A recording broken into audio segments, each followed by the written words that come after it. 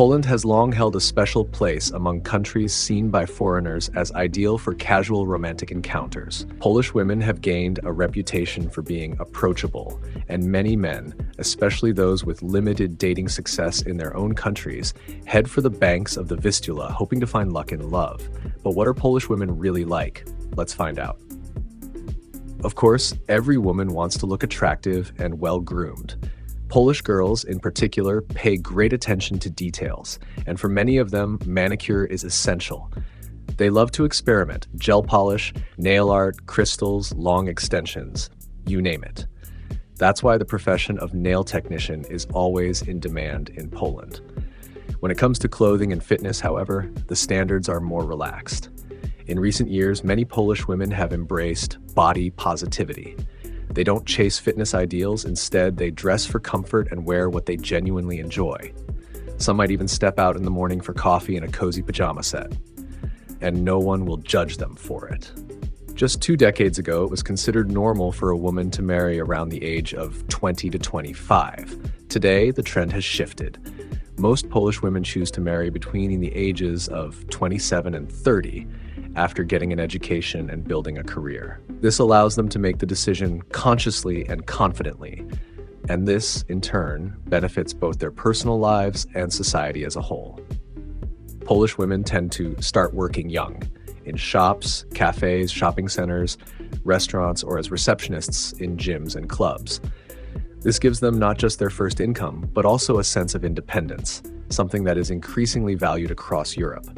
Having a stable income is now a vital part of many women's lives. According to Poland's Central Statistical Office, a significant number of households rely solely on a woman's salary, especially in single-parent families. The number of single mothers is growing, which reflects broader social change and increasing female self-reliance. Many sociologists link this shift to the rise in education levels. Each year, more Polish women graduate from universities, opening the door to better jobs and leadership positions. Today, around 41% of managers in Poland are women, in both private companies and government institutions. Society is becoming more flexible and women more independent and self-assured. These changes are not just visible in the numbers, they're reflected in everyday life, in new approaches to career, family, and personal priorities. Modern Polish women are redefining what it means to live on their own terms. Now let's get into the part many are most curious about. If you're enjoying this so far, don't forget to give it a like. And remember, on this channel, I talk about women from different countries. If this topic interests you, make sure to subscribe. If you ask the average traveler where in Europe it's easiest to start a relationship with local women, most would point to the eastern part of the continent. In the minds of many foreigners, this region is associated with openness and hospitality. And Poland, with its location in the Schengen zone, excellent transport links, and large population, has become a top destination for those seeking adventure. This trend began in the late 1990s and early 2000s. Back then, Germans made up the largest group of visitors, many coming to enjoy Poland's nightclubs and dance halls. The economic gap between Germany and Poland was still very wide, so even a factory worker from Wolfsburg could feel like a rock star here. At the time, many Poles dreamed of leaving the country. Foreigners naturally drew attention, especially from young women, and meeting someone from abroad was unusually easy. The real boom of this trend began after Poland joined the European Union in 2004, followed by the Schengen zone in 2007. That opened the floodgates for even more travelers. Air connections were established with nearly every corner of Europe, but especially with the United Kingdom, where many Polish immigrants had already settled. As a result, British men, especially English and Scottish, began arriving in Poland in large numbers, often in organized groups. This was also when the now infamous joke about cheap beer and easy women started circulating.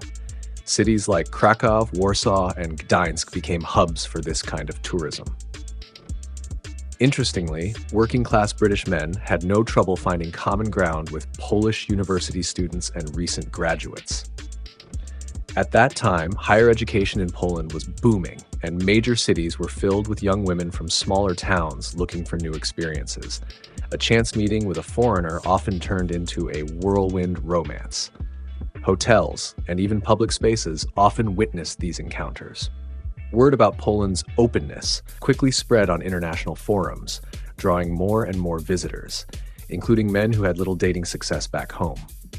As this phenomenon grew, many people working in hospitality, bartenders, hotel staff, could have written books about what they saw.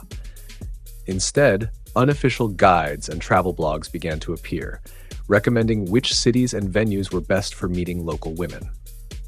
According to these sources, Krakow was the top destination, once the capital of Poland. The reason? Young women from regions like Lesser Poland, Silesia, Subcarpathia, and Świętokrzyskie moved to Krakow in search of opportunity, and a flirtation with a foreigner became part of the adventure. Other university cities had similar dynamics. Brits took over the pubs in Krakow, Germans leaned toward Wrocław, and Scandinavians favored Gdańsk. Poland became a popular place to celebrate birthdays, bachelor parties, and group holidays. Some groups came specifically to meet Polish women, and entire workshops were held to help men improve their game. Social media and dating apps only amplified the trend. Now, information about Poland's dating scene was accessible worldwide. Men from Asia, India, and Latin America began arriving too. With apps like Tinder and Badoo, many set up dates before even landing in Poland, showing up with everything already arranged. These days, Poland has become known for sex tourism. The only thing separating it from places like Thailand or Colombia is the absence of official red light districts. Here, women are approached in pubs and nightclubs. Because of Polish women's reputation, Poland is now associated with easy women. And since Polish society is largely matriarchal, men often feel powerless to challenge this. One notable example came from a Black video blogger using the name Black Sheep Dating, who recorded in Rzeszów a few years ago. He tried to warn a young Polish woman not to hook up with a man who was clearly filming for adult content. She didn't listen and ended up in bed with the tourist, and the footage was posted online. In many countries, such behavior would lead to confrontation, and the man would likely end up in the hospital. In Turkey or Bulgaria, for example, this kind of thing is unthinkable, even though those are also tourist hotspots. But in Poland, foreigners openly mock local men, saying their women sleep around. Even shy guys from Asia or America feel like winners here. This has led some to argue that Polish society needs to evolve and possibly change direction.